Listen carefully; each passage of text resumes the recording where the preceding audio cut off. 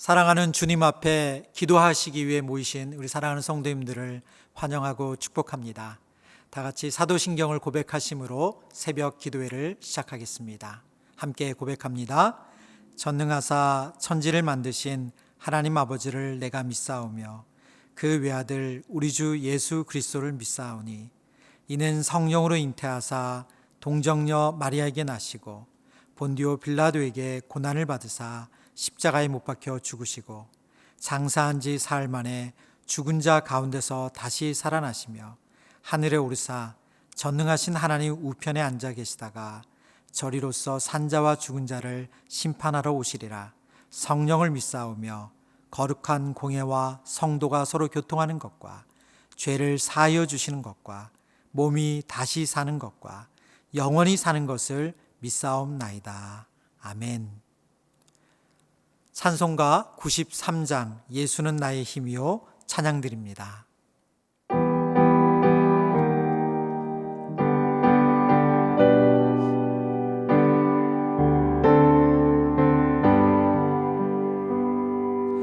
예수는 나의 힘이요 내 생명 되시니 구주 예수 떠나 살면 죄 중에 빠지리 눈물이 앞을 가리고 내 맘에 근심 쌓일 때 위로하고 힘 주시리 주 예수. 예수는 나의 힘이요 내 친구 되시니 그 은혜를 간구하면 풍성히 받으리. 햇빛과 비를 주시니 추수할 곡식만 도다 귀한 열매 주시는 이 주 예수. 예수는 나의 힘이요 내 기쁨 되시니 그 명령을 준행하여 늘 충성하겠네. 주야로 보호하시며 바른 길 가게 하시니 의지하고 따라가리 주 예수. 예수는 나의 힘이요 내 소망 되시니 이 세상을 떠나갈 때 본 영생 얻으리. 한없는 복을 주시고 영원한 기쁨 주시니 나의 생명 나의 기쁨 주 예수.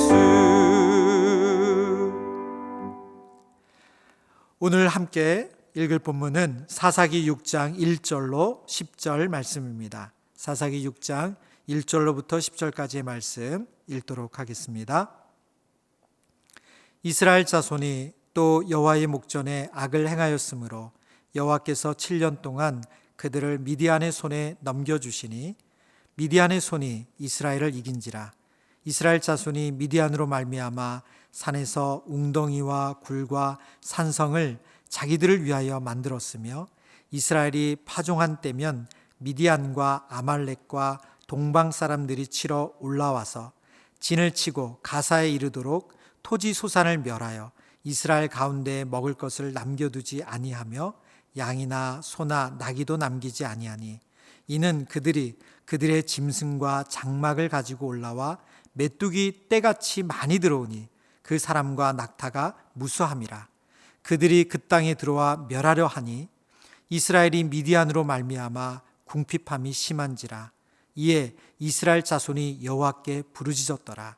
이스라엘 자손이 미디안으로 말미암아 여호와께 부르짖었으므로 여호와께서 이스라엘 자손에게 한 선지자를 보내시니 그가 그들에게 이르되 여호와께서 이같이 말씀하시기를 이스라엘의 하나님 내가 너희를 애굽에서 인도하여 내며 너희를 그 종되었던 집에서 나오게 하여 애굽 사람의 손과 너희를 학대하는 모든 자의 손에서 건져내고 그들을 너희 앞에서 쫓아내고 그 땅을 너희에게 주었으며 내가 또 너희에게 이르기를 나는 너희의 하나님 여호와이니 너희가 거주하는 아모리 사람의 땅의 신들을 두려워하지 말라 하였으나 너희가 내 목소리를 듣지 아니하였느니라 하셨다 하니라. 아멘. 다시 나타난 적이라는 제목으로 말씀을 전하겠습니다. 우리가 만나는 문제들 중 새로운 문제들은 많지 않습니다. 대부분 우리의 인생 가운데 여러 번 만난 문제들이 언젠가 불쑥 다시 우리의 인생에 찾아옵니다. 예를 들어서 경제적인 어려움, 건강의 문제, 시댁과의 갈등, 부부간의 소통이 안 되는 일, 내면의 우울함과 무기력, 죄의 유혹 앞에 쉽게 무너지는 우리의 연약함, 이런 것들은 우리의 인생에서 우리를 어렵게 하고 지치게 하는 문제들입니다. 그런데 이런 문제들은 한 번도 듣지도 못하고 보지도 못한 새로운 문제들이기보다 우리 곁에 늘 있었던 문제들입니다. 그 중에는 나 이제 이거는 해결했어, 이 문제는 졸업했어 라고 생각하는 문제들도 있습니다. 그런데 그렇게 생각했던 문제들이 다시 고개를 들어서 우리를 괴롭히는 일이 있습니다. 오늘 본문에서 이스라엘을 고통스럽게 하는 미디안이 바로 그렇습니다. 미디안은 처음 만난 적이 아닙니다. 민수기 22장에 보면 미디안은 모압과 결탁하여 발람을 통해서 이스라엘을 저주합니다. 민수기 25장에서는 시딤에서 이스라엘 백성들이 음행과 우상 숭배하도록 그들 유혹합니다. 이 바알볼에서 일어난 사건으로 말미암아 하나님은 연병으로 이스라엘 백성들을 징계하시는데 이 연병으로 죽은 사람이 24,000명입니다. 그런 의미에서 미디안은 이스라엘에게 적이고 원수입니다. 하나님께서 모세를 하늘로 부르시기 전에 미디안을 징벌하라고 멸하십니다. 민수기 31장에 이렇게 기록되어 있습니다. 여호와께서 모세에게 말씀하여 이르시되 이스라엘 자손의 원수를 미디안에게 갚으라. 그 후에 내가 내 조상에게로 돌아가리라. 하나님께서 모세를 부르시기 전에 이스라엘의 원수인 미디안을 징벌하라고 명령하고 있습니다. 모세는 하나님께서 명령하신 대로 미디안의 남자들을 다 죽이고 미디안의 5 왕들과 이스라엘을 저주하려고 했던 발람까지도 죽입니다. 이렇게 이스라엘과 미디안은 철천지 원수입니다. 근데 이 질긴 악연이 다시 오늘 본문에 보면 시작되고 있습니다. 다시 등장한 원수 미디안은 이스라엘을 철저하게 망가뜨립니다. 2절을 보면 이스라엘 백성들은 미디안을 피해서 삶의 터전을 벌이고 산으로 올라갑니다. 그리고 웅덩이를 파고 굴을 만들고 산성을 만들어서 살아갑니다. 4절에 보면 이렇게 말씀하고 있습니다. 그들은 이스라엘을 마주보고 진쳐놓고는 가사에 이르기까지 온 땅의 소산물을 망쳐놓았다. 그리고 이스라엘의 먹을 것을 하나도 남기지 않았으며 양이나 소나 나귀까지도 남기지 않았다. 오늘 본문은 얼마나 이스라엘이 황폐되었는가를 강조하기 위해서 하나도 남기지 않았으며 양이나 소나 나귀까지도 남기지 않았다고 말합니다. 지금 먹을 것뿐만이 아니라 내년 농사를 위해서 필요한 그런 양과 소, 나귀도 다 남기지 않고 가져갔다고 말합니다. 더 나아가서 그들은 메뚜기 떼같이 그 땅을 짓밟았습니다. 그래서 그 땅에 남은 것 하나도 없이 황폐한 땅이 되어버리게 만들어버렸습니다. 7년이나 미디안 족속이 이스라엘을 짓밟았습니다. 그래서 이스라엘 백성들은 궁핍함이 심해졌다고 성경은 말합니다. 오늘 본문에서 기록하고 있는 궁핍하다라는 단어는 낮아지다, 보잘것없게 되다라는 뜻도 같이 담겨져 있습니다. 단순히 곡식이 없어서 육체적으로 굶주리고 경제적으로만 시달린다는 것이 아니라 그들이 정신적으로 영적으로 피폐되어 있음을 암시하는 말씀입니다. 이 상황은 이스라엘 백성들을 절박하게 만들었습니다. 그리고 이 절박함을 가지고 하나님께 부르짖습니다. 사사기의 패턴을 본다면 보통 이렇게 절박하게 하나님께 이스라엘 백성들이 부르짖으면 하나님께서는 사사를 보내셔서 이스라엘을 구원하십니다. 근데 오늘 본문을 보면 독특하게도 사사가 등장하지 않고 하나님께서 한 선지자를 보내어 그들에게 말씀을 전합니다. 그리고 그 선지자는 하나님께서 이스라엘 백성들을 위해서 어떤 일을 하셨는지를 다시 한번 기억하게 하고 확인시켜 줍니다. 그들을 애굽에서 인도하셨고 학대로부터 건져내셨고 가나안 족속을 쫓아내시고 땅을 주셨다. 그리고 이 선지자는 왜 원수 미디안에게 이스라엘 백성들이 이렇게 고통의 시간을 보내야만 하는지 그 이유, 그 원인을 이어서 말씀합니다. 6장 10절입니다.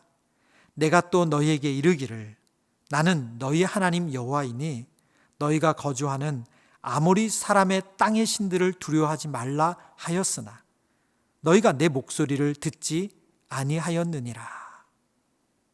하나님은 이스라엘에게 아모리 사람의 땅의 신을 두려워하지 말라고 명령하셨습니다.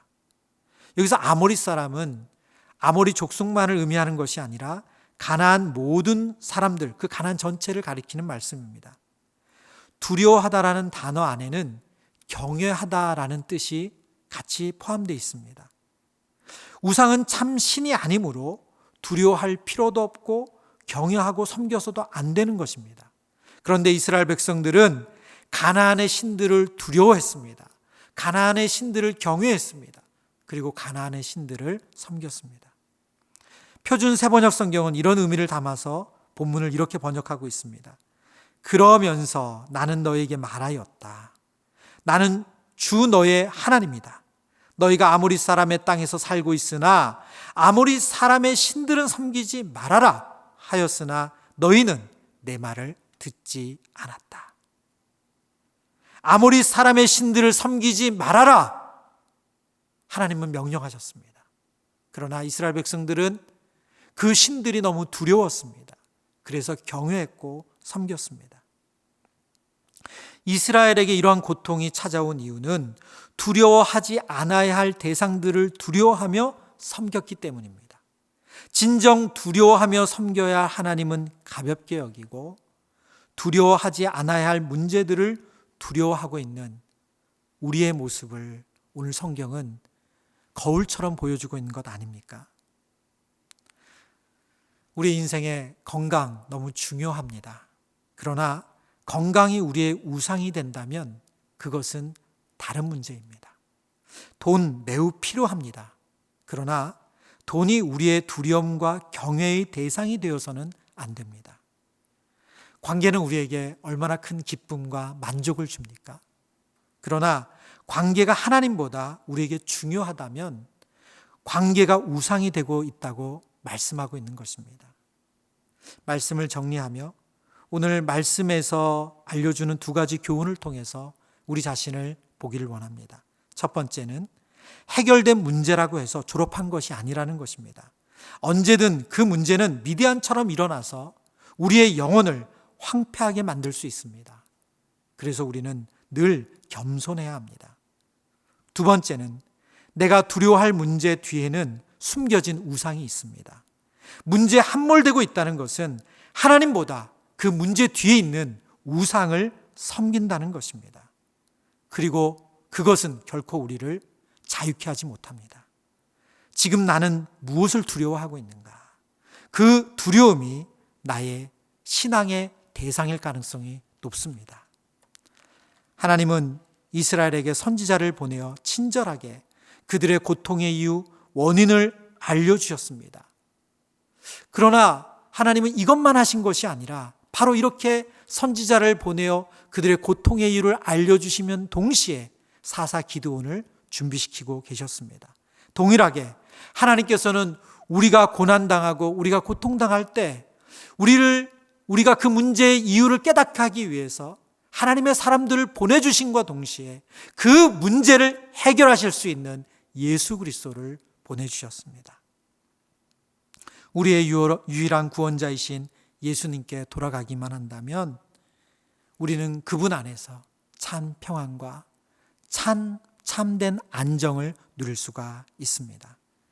오늘 하루도 예수님 안에서 참된 평안과 안정을 누리시는 모든 성도님들 되시기를 주님의 이름으로 축원합니다.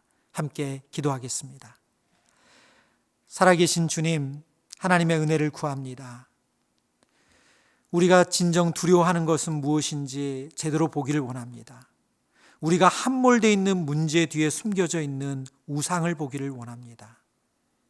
아무리 사람의 땅의 신을 섬기지 마라, 하나님 말씀하셨는데 우리는 이 땅의 여러 문제들을 두려워하며 그것을 섬기고 있는 것은 아닌지 우리 자신을 잘 돌아보게 하여 주시고, 우리를 그 문제로부터 자유케 하실 분은 오직 예수 그리스도밖에 없음을 다시 한번 기억하고 그리스도께로 돌아가 참된 안식을 누릴 수 있도록 도와주옵소서. 예수 그리스도의 이름으로 기도드립니다. 아멘. 세 가지 기도 제목을 붙잡고 함께 기도하기를 원합니다. 첫 번째 기도 제목입니다. 우리가 진정 두려워해야 할 분은 오직 하나님 한 분이심을 기억하고 문제 뒤에 숨어있는 우상을 두려워하고 섬기는 일이 없게 하소서. 두 번째 제목입니다. 미디안처럼 여전히 우리 곁에 도사리고 있는 영적 위협은 무엇인지 깨달을 수 있는 지혜를 주옵소서. 세 번째 기도 제목입니다. 모든 문제 해결자 되신 예수 그리스도께서 우리 뒤에 있음을 잊지 않고 기도의 자리로 나아가게 하소서. 우리 세 가지의 기도 제목을 붙잡고 함께 기도하겠습니다. 살아계신 주님, 우리가 진정 두려워할 분은 오직 하나님 한 분밖에 없습니다.